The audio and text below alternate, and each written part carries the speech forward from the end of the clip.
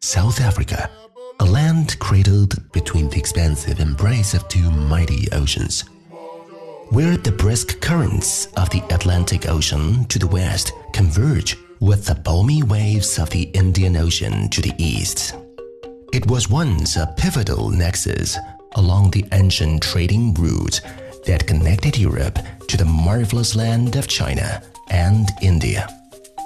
Effortlessly, the breathtaking scenery of the iconic Cape of Good Hope would transport one to an era when South Africa held a distinctive advantage in commerce, surrounded by alluring aromas of spices and tea. Over the centuries, the waves of the sea have brought forth people-to-people exchange. More and more Chinese have traversed the oceans to South Africa, becoming the architects of a bridge that spans across cultures and time. So the relationship may be 25 years old in terms of diplomatic relations, but the relationship goes back several decades. As early as the 1950s, the ANC sent delegations to China to learn from China and to seek assistance.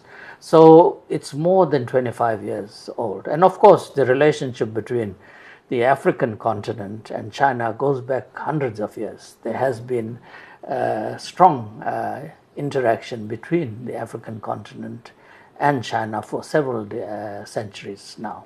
So it's a historical relationship, and therefore we say it's a relationship of friends, it's a relationship based on mutual trust, mutual respect, and mutual benefit. It's a relationship based on win-win cooperation, as China would say. So we are very pleased to have China as a friend of South Africa, as a friend of the African continent, and a friend who truly understands Africa's needs. Wu Xiaokang has been in South Africa for almost 30 years. He came to South Africa before the establishment of China-South Africa diplomatic relations. For decades, he has been an envoy of two countries' trade relations. 我们是89年就开始做南非的生意了，95年真正是落地南非。当时的南非呢，其实是刚刚换了黑人执政嘛，其实还是蛮好的，治安也好，那来的环境又好，那个空气又好，所以在这里又住的又便宜，所以就这样就我是从香港打包2个货柜过来的，我做也是做家电。 那是广东的，那个时候就做我们的那个收音机，现在都还有照片，收音机啊，那个卡带的那个卡式机啊，我都65岁了，工厂还在进的机器设备是从中国进来，现在我们中国的设备也又好，生产量又太大。 Wu still remembers how difficult his business was in the early days. With different cultures and daily habits, Wu faced many challenges in management. 就是说，当地人也是难管。比如说，跟我们中国有一点不一样。我们改革开放，我也去深圳开过工厂。我们是，比如说有个工厂，我们就旁边有住宅，是吧？有宿舍。那南非呢，没有。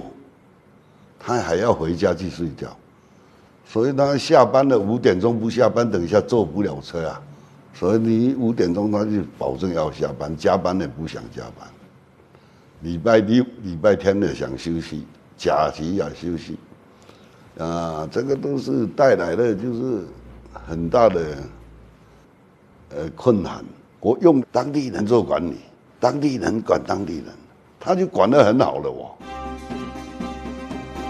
Wu is 65 now. It is time for him to retire. However, Wu still runs business because he wishes to do more for local community. 其实退休也可以，但是现在做的也是为当地人做一些贡献嘛。如果加起来，连商城、连这些有400-500号的当地人赚得好不赚得好就做一些贡献嘛。Like Wu, more and more Chinese entrepreneurs and companies invested in South Africa. 我2003年来的。如果说是酒铺的话，像这样子的酒店，我们是去年的6月份营业的，现在1年多了。就是想让当地人也了解我们中国的传统文化，白酒文化。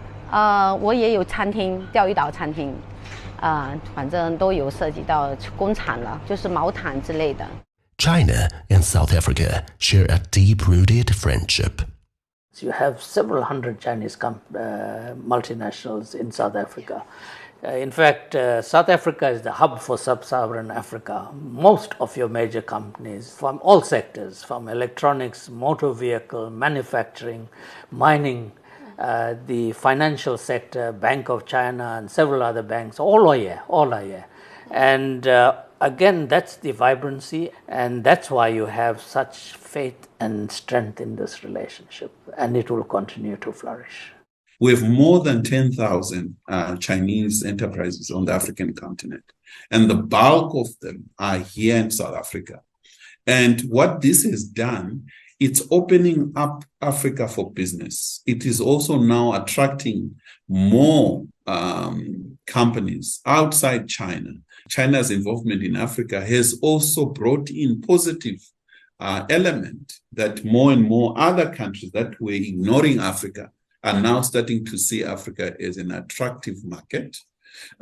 This is also helping to deal with poverty, to deal with unemployment, to deal with a huge bulk of young youth population.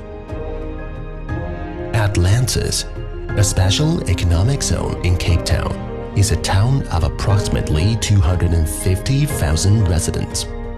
In recent years, the town has been facing challenges such as unemployment and poverty. However, with investments from a Chinese enterprise, Atlantis was reborn. The establishment of Hisense South Africa Industrial Park a decade ago has directly created 1,000 jobs and indirectly contributed to an additional 5,000 job opportunities in the community. We have a very huge challenge with unemployment in our country. Hisense has been able to fill that gap within that community with a team of people who are from the community, who trust each other and work very well together and have learned a great deal of skill. Since diplomatic relations were established 25 years ago, cooperation between China and South Africa has continued to expand across various fields. That expansion has been accelerated under China's Belt and Road Initiative. China is currently South Africa's largest global trading partner, and South Africa holds the distinction of being China's foremost trading partner in Africa. According to data released by China's Ministry of Commerce, bilateral trade between China and South Africa reached $56.74 billion in 2022, marking a 5% increase year-on-year and reaching an 8-year high. China's ambassador to South Africa, Chen Xiaodong, says the cooperation between China and South Africa has become a successful example of how the BRI dovetails with Africa's development and enhances South-South cooperation. This is a two-way journey. As more Chinese are venturing into South Africa, reciprocally, South Africans are finding opportunities in the vast landscape of China. And Daba Nesso, recognized as one of South Africa's most successful businessmen, is one of them. Yeah, our business is simple. We're doing mergers and acquisition. We buy into companies, and then we've got different sectors, and then we grow these companies. And one of the companies that we work with China was FAW, First Auto Works. And personally, I can also tell you, I've been to China. Is my second home. Our last trip with my team here, we went to China specifically for what we do to interact and bring international companies in South Africa and expand to Southern Africa. We are going to list in with some of these companies. We're going to list at Johannesburg Stock Exchange and also in China. We're looking at that too. So by listing there, we're also showing confidence and having investment in China. Needless to say, the interactions between China and South Africa has long transcended mere economic ties. It has transformed into a diverse collaboration that goes beyond commerce, fostering cooperation in various aspects, including culture, technology, and human exchanges. We are now seeing venturing into new issues on technology. We're also seeing the relationship getting into people-to-people and important aspects. New technologies, I think, will be of great assistance. And therefore, I think there is more that is needed, particularly in South Africa, that we send more students into Chinese universities to learn in critical areas: health, technology, infrastructure development, space. I think areas that Africa has weaknesses. Well, look, I've been very fortunate. As I said, my relationship with China started as an undergraduate student when I was studying Oriental history, and I studied Chinese history and philosophy. We have several thousand South Africans studying in China.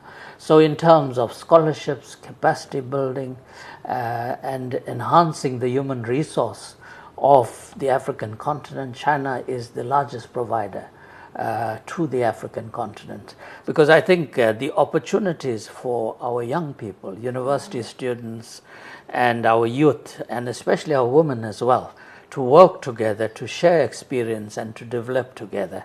And I think that's a very important mechanism of the Belt and Road Initiative. The close interactions and collaboration between China and South Africa have not only infused vitality into their respective prosperity, but have also inscribed a new chapter in the development narrative of the African continent. China has built over 6,000 plus kilometers of roads.